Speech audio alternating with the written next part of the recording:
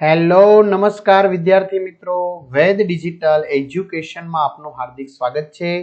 આજે આપણે ધોરણ 6 વિષય ગુજરાતીની વાર્ષિક પરીક્ષા તારીખ 16/4/2025 ના રોજ લેવાનારું જે પેપર છે એનું 100% ટાઈપિંગ સાથે સંપૂર્ણ પેપરનું આપણે સોલ્યુશન જોવાના છીએ। તો ખાસ વિદ્યાર્થી મિત્રો, ચેનલમાં નવા હોય તો ચેનલ સબસ્ક્રાઇબ કરો, બાજુમાં બેલ આઇકન પ્રેસ કરો જેથી તમને અવનવા વિડીયોની માહિતી નોટિફિકેશન મળી શકે। વિડીયો લાઈક કરો, તમારા મિત્રો દોસ્તોને શેર કરો।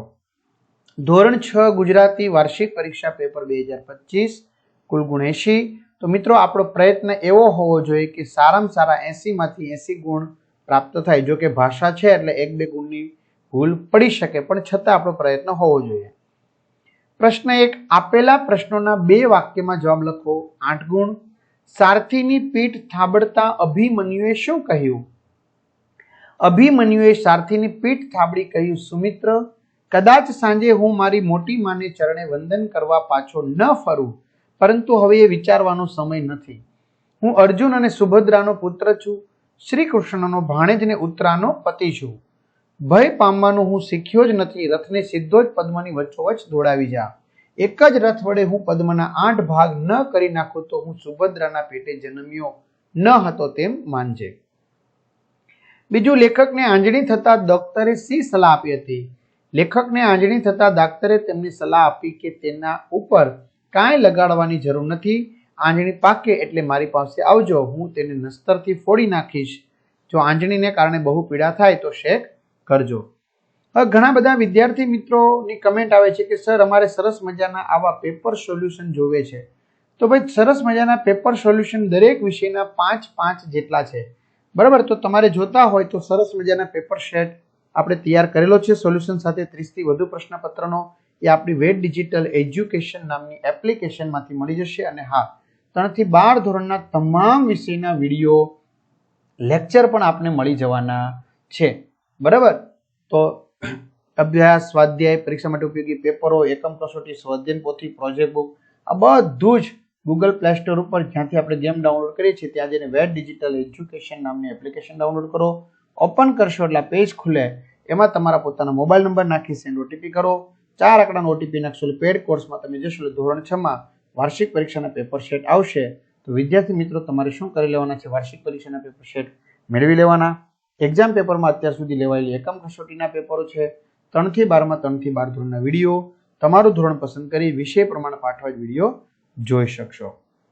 ચાલો, અને હા, તમારી શાળામાં જે પેપર લેવાઈ જાય તો આપણે 9993454645 જે આપણા અહીંના વોટ્સએપ નંબર છે, બરાબર? એ વોટ્સએપ નંબર ઉપર વ્યવસ્થિત પીડીએફ બનાવી મોકલશો તો વિદ્યાર્થી મિત્રો ફ્રીમાં મૂકવાના છીએ। ક્યાં? એક્ઝામ પેપરમાં, બરાબર? એટલે તમે જુદા જુદા જિલ્લાના પેપરો જોઈ શકશો, બરાબર? એટલે આપણે કેટલું પૂછાયું તમને બી ખ્યાલ આવી શકે। આનંદીને 2 રૂપિયા મળ્યા ત્યારે તેના મનમાં સી ગડમથલ ચાલી, અંતે તેણે શું કર્યું? વિડીયો પોઝ કરીને લખી શકો છો। રાત્રિના સમયમાં ખીણ તરફ નજર નાખતા પ્રવાસીઓને જાદુઈ નજારો કેમ દેખાયો? અથવા પીડીએફ। નીચેના દરેક પ્રશ્નોના 2-2 વાક્યમાં જવાબ આપો।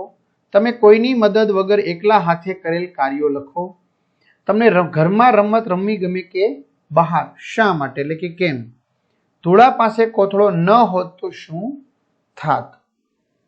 આગળ, ફકરાના આધારે પ્રશ્નના જવાબ લખો। તો વિદ્યાર્થી મિત્રો, એ ફકરો આપવામાં આવેલો છે, બરાબર? એમના પરથી કેટલાક પ્રશ્નો પૂછ્યા છે। આ ફકરામાં જો તમને પાઠ્યપુસ્તકનો બી ફકરો હોઈ શકે છે, અથવા પાઠ્યપુસ્તકનો ન હોય તો કયો હોઈ શકે છે? બહારનો પણ સરસ મજાનો ફકરો હોઈ શકે છે। તો કહેવતો, પારકી આ સદા નિરાશ, જેણે કામ કર્યું તેણે કામન કર્યું।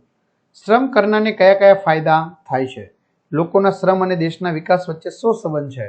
પરિશ્રમને કેમ પારસમણી કહેવામાં આવ્યું છે? જેણે કામ કર્યું તેણે કામણ કર્યું, અર્થ સમજાવો। ત્યાર પછી આપણે કાવ્ય પંક્તિઓનો વિચાર વિસ્તાર શું કરવાનો છે વિદ્યાર્થી મિત્રો? લખવાનો છે, બરાબર? કોનો વિચાર વિસ્તાર લખવાનો છે? કાવ્ય પંક્તિનો। માતે માં બીજા બધા વગડાના વા। ત્યાર પછી બીજું છે વિદ્યા વિનયથી શોભે છે, બરાબર? તારી જો હાક સુણી કોઈ ના આવે તો એકલો જાને રે। ચલો, પ્રશ્ન 4 સૂચના મુજબ જવાબ લખો। શબ્દ સો માટે એક શબ્દ લખો, લાકડાની વખાર લાટી, હરાવી ન શકાય તેવો અપરાજય. કૌંસમાંના શબ્દનો ઉપયોગ કરી ઉદાહરણ મુજબ જરૂરી ફેરફાર કરી નવું વાક્ય બનાવો. ઉદાહરણ, રમેશે કપડાં પહેર્યા, રમેશે વાઘા સજ્યા. પાણીમાં હોળી નજરે ચડે છે, પાણીમાં વહાણ દેખાય છે. વિદ્યાર્થીએ સંગ્રહાલય જોયું, વિદ્યાર્થીએ મ્યુઝિયમ નિરખ્યું. માન્ય ભાષામાં લખો, ભણી એટલે તરફ, ઢૂંકડું એટલે નજીક. ત્યાર પછી આપણે આગળ વધીએ. સૂચના મુજબ જવાબ લખો. નીચે આપેલા બંને શબ્દનો ઉપયોગ કરી એક અર્થપૂર્ણ શું કરવાનું છે? આપણે વાક્ય બનાવવાનું છે.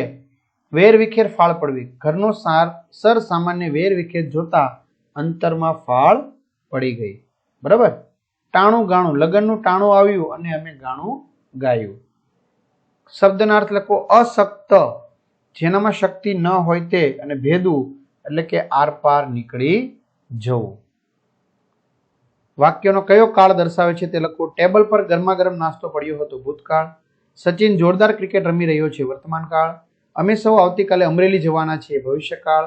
ગયા વર્ષે હું મારા મિત્ર સાથે જૂનાગઢ મહાશિવરાત્રીનો મેળો કરવા ગયો હતો, ભૂતકાળ. ઉનાળુ વેકેશનમાં મારા ભાઈના લગ્ન થશે, ભવિષ્યકાળ.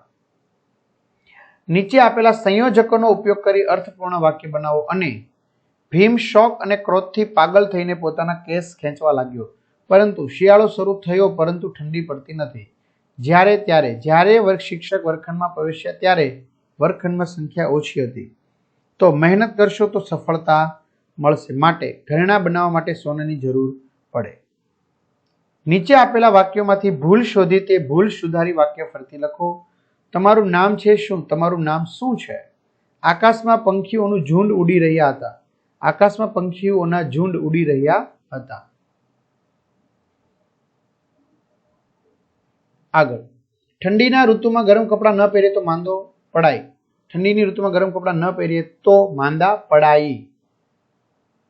અહીં શુદ્ધ ગાયનું ઘી મળશે. અહીં ગાયનું શુદ્ધ ઘી મળશે. ગાયનું ઘી, શુદ્ધ ગાયની. હીરબાઈને સિંહને વાછરડીનું માંસ ખાવા ન દીધો. હીરબાઈએ સિંહને વાછરડીનું માંસ ખાવા ન દીધું. કૌંસમાં યોગ્ય ભાવદર્શક શબ્દ સમૂહ પસંદ કરી વાક્ય પૂર્ણ કરી ફરીથી લખો. અમે પ્રવાસમાં જવા માટે ઉત્સાહી છીએ. મારા દાદાનું અવસાન થતાં મને ખૂબ દુઃખ થયું. સાપ જોઈ બાળકો ડરી ગયા. પરીક્ષામાં મારો પ્રથમ નંબર આવતા મને ખૂબ આનંદ થયો. ભૂકંપના સમાચાર સાંભળી ધ્રાસકો પડ્યો. ભાવ દર્શાવતા શબ્દનો ઉપયોગ કરી અર્થસભર વાક્ય બનાવો. આનંદ, નિશાળમાં ભણવાનો આનંદ અલગ જ હોય છે. દુઃખ, આપણું ધાર્યું ન થાય તો દુઃખ થાય છે. નિરાશા, પારકી આશા સદા નિરાશા. ચિંતા, સંતાન ઘરમાં ન દેખાય તો માતા પિતાને ચિંતા થાય છે. મૂંઝવણ, અટપટો પ્રશ્ન જાણીને હું મૂંઝવણમાં મુકાયો. કોઈ પણ એક પાત્રનો પરિચય આપો. વીર અભિમન્યુ. ત્યાર પછી ઝવેરચંદ મેઘાણી. કોઈ પણ એક વિષય પર 8 થી 10 લીટીમાં લખો. ઉનાળાની ગરમી અથવા તો ગ્રીષ્મ. ઉત્તરાયણના દિવસે પવન ન હોય તો